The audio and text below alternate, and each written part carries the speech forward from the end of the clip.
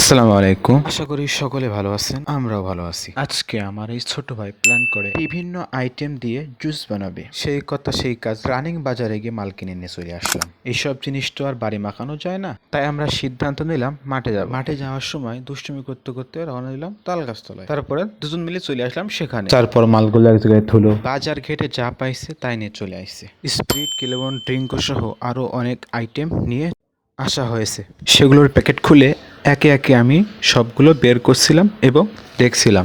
একে একে ছোট ভাই সব আইটেমগুলোই আনছে। যেহেতু তার ইচ্ছা, সেজন্য ইচ্ছাটা পূরণ করতে চলে আসলাম।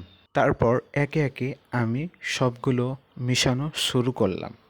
2-3টা একসাথে মেশাতেই একটা অন্যরকম সেন্ট বাইর হলো। তারপর আস্তে আস্তে কালারও অন্যরকমভাবে হয়ে গেল, আর প্রচুর পরিমাণ ঝাঁজ উঠতে থাকলো। সব থেকে বেস্ট ছিল এই ড্রিঙ্কটা।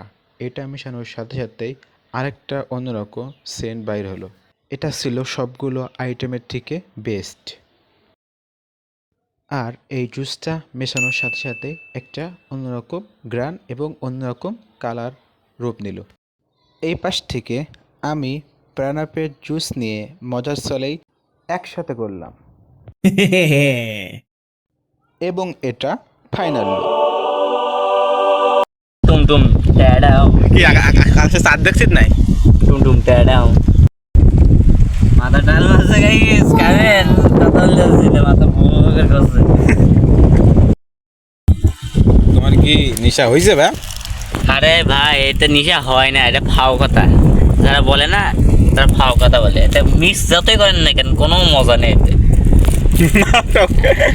টাকাগুলো বাস খেলাম, ক্যামেরা পিছনে হইতে ঠিক আছে, কিন্তু টাকাগুলো বাস খেলাম 1-200 টাকা, 1 টাকা 200 টাকা না দিয়ে এখন এটা খেয়ে নিশা করবে গাইস।